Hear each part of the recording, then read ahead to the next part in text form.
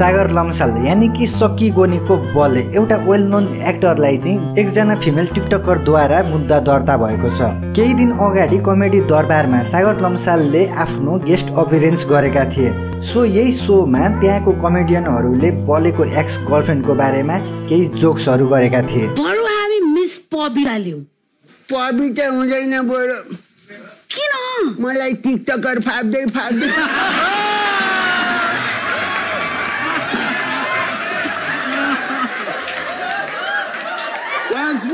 अनि यो clip viral भएपछि this TikToker that really offended. अनि एउटा इन्टरभ्यूमा त सागर लम्साललाई सिरियस एलिगेसनहरू लगाउँदै उनीहरू बीचमा केही सिरियस इस्यु भएको रिभिल भइरहेको छ।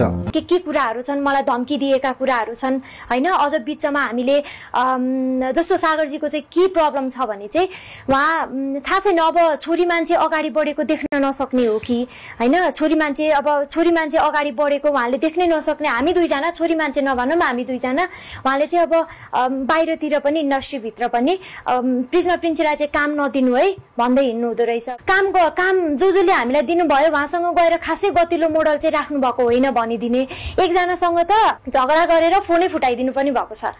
मसँग सबै कुराको प्रमाण पनि छ। उहाँको चाहिँ फ्यान पेज उहाँले आफैले चलाउनुहुन्छ के यो कुरा चाहिँ हामीले धेरै ठाउँहरूबाट यो चाहिँ हामीले पत्ता पनि लगायौँ। अनि उहाँको फ्यान पेजबाट चाहिँ एकदम मैले चाहिँ त्यो जब हाम्रो यो ब्रेकअपको न्युजहरू जे पनि आयो मैले मेरो आफ्नो अकाउन्टबाट चाहिँ सबै फोटो भिडियो उहाँसँग अब हामीले सहकार्य गर्दाखेरि प्रमोसनको लागि बनाउने भिडियोहरू चाहिँ मैले सबै डिलिट गरेको थिएँ मेरो आफ्नो अकाउन्टबाट। मैले उहाँलाई रिक्वेस्ट पनि गरेको थिएँ अब तपाईँको अकाउन्टबाट पनि यो सबै डिलिट गरिदिनु भनेर, तर उहाँले डिलिट गरिदिनु भएन। एक हप्ता जति चाहिँ प्राइभेट गर्नुभयो, त्यस पछाडि फेरि पब्लिक गर्नुभयो क्या सबै फोटो भिडियोहरू। उहाँको गीत आउने बित्तिकै मेरो फोटो भिडियो चाहिँ एकदमै धेरै युज हुने कि हामी दुईजनाको फोटो भिडियोहरू चाहिँ धेरै नै युज गरेर ल यो सङ अन यति यो युट्युब च्यानल भनेर आउन थाल्यो। तपाईँको अकाउन्टबाट सबै मेरो फोटो भिडियो हट्नु पर्यो र तपाईँको फ्यान पेजबाट पनि मेरो एकदमै धेरै फोटो भिडियोहरू आइरहेछ। यो कुरालाई बढावा नदिनु, सकिसकेको कुरा सधैँभरि कोट्टाइराख्यो भने तपाईँको पर्सनल लाइफलाई पनि अफेक्ट गर्छ र मेरोलाई पनि अफेक्ट गर्छ भनेर मैले उहाँलाई रिक्वेस्ट गरेँ। उहाँले त्यस पछाडि केही पनि भएन,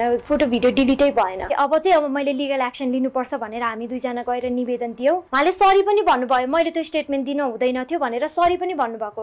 त्यसपछि उहाँले आइन्दाबाट कतै पनि हामी दुईजनाको बारेमा इन्डिरेक्टली नबोल्ने र कतै बोलिएको छ भने पनि त्यो कुरा चाहिँ डिलिट गर्न लगाउने म जिम्मेवार हुन्छु त्यसको लागि भनेर। अनि अब उहाँको फ्यान पेजबाट मेरो भिडियो फोटो नआउने र कतै आएको छ भने पनि उहाँले पनि डिलिट गर्न मद्दत पुर्याउने भनेर हाम्रो मिलापत्र भयो। 6 महिना भएको थियो हाम्रो सम्झौता मिलापत्र भएको।